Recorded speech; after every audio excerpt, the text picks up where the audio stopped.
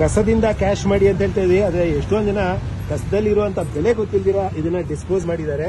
ರಾಮ ಪಟ್ಟಾಭಿಷೇಕ ನಡೀತಾ ಇದೆ. ಪಟ್ಟಾಭಿಷೇಕ ವಿಶೇಷತೆ ಏನು ಅಂದ್ರೆ ಎಲ್ಲದಲ್ಲೂ ರಾಮ, ಸೀತೆ, ಲಕ್ಷ್ಮಣ, ಭರತ, ಶತ್ರುಘ್ನ ಇರ್ತಾರೆ. ಆದ್ರೆ ಇಲ್ಲಿ ಊರ್ಮಿಳೆ ಸಹ ಇದ್ದಾಳೆ, ಲಕ್ಷ್ಮಣನ ಹೆಂಡತಿ ಊರ್ಮಿಳೆ. ಅವಳು ಮಹಾತ್ಯಾಗಿ, ಮಹಾತಪಸ್ವಿ. ಲಕ್ಷ್ಮಣನಿಗೋಸ್ಕರ ಮಹಾತ್ಯಾಗಿ. ರಾಮ, ಸೀತೆ ಅಷ್ಟೇ ಶ್ರೇಷ್ಠರು, ಲಕ್ಷ್ಮಣ ಮತ್ತು ಊರ್ಮಿಳೆ ಸಾಧಾರಣವಾಗಿ ನಾವು ನೋಡಕ್ ಸಿಕ್ಕಿರೋದು ಎಲ್ಲೂ ಇಲ್ಲ. ಇವತ್ತ ಯಾರು ಅವಳನ್ನ ತೋರ್ಸಲ್ಲ, ಚಿತ್ರಿಸಲ್ಲ. ಬಟ್ ಈ ಚಿತ್ರದಲ್ಲಿ ಚಿತ್ರಿಸಲಾಗಿದೆ. ನಂಗೆ ಗೂಸ್ ಬಮ್ ಮೂಮೆಂಟ್ ಅಂತ ಹೇಳ್ತಾರಲ್ಲ, ಆತರ ಊರ್ಮಿಳೆನ ಚಿತ್ರಿಸಿದ್ದಾರೆ ನೋಡಿ. ಇವರೇ ಒಂದೇ ಒಂದು ಸಣ್ಣ ಉದಾಹರಣೆ ಏನಂದ್ರೆ, ಲಕ್ಷ್ಮಣ 14 ವರ್ಷ ಮಲಗಲ್ಲ, ಊರ್ಮಿಳೆನ ಬಿಟ್ಟಿದ್ದಾರೆ ಅಂತ. ಅಲ್ಲ ಅವನು ಮಲ್ಕೊಂಡ್ರೆ ಅಣ್ಣನ ನೋಡ್ಕೊಳ್ಳೋರು ಯಾರು ರಾತ್ರಿ ಹೊತ್ತು ಅಂತ. ಅದಕ್ಕೆ ನಿದ್ರಾ ದೇವತೆ ಹೇಳ್ತಾಳಂತೆ, ನೀನ್ ಮಲ್ಗಿಲ್ಲ ಅಂದ್ರೆ ನಿನ್ ನಿದ್ರೆ ಯಾರು ಕೊಡ್ತೀಯ ಅಂತ. ಅದನ್ನ ಹೋಗಿ ಅಯೋಧ್ಯೆಯಲ್ಲಿ ನನ್ನ ಊರ್ಮಿಳೆ ಕೊಡು ಅಂತ ಹೇಳ್ತಾನೆ. ಊರ್ಮಿಳೆ ಅವಳ ನಿದ್ರೆನೂ ಮಾಡ್ತಾಳೆ, ಇವನ್ ಲಕ್ಷ್ಮಣನ್ ನಿದ್ರೆನೂ ಮಾಡ್ತಾಳೆ. ಅಂತ ತಪಸ್ವಿ ಊರ್ಮಿಳೆ.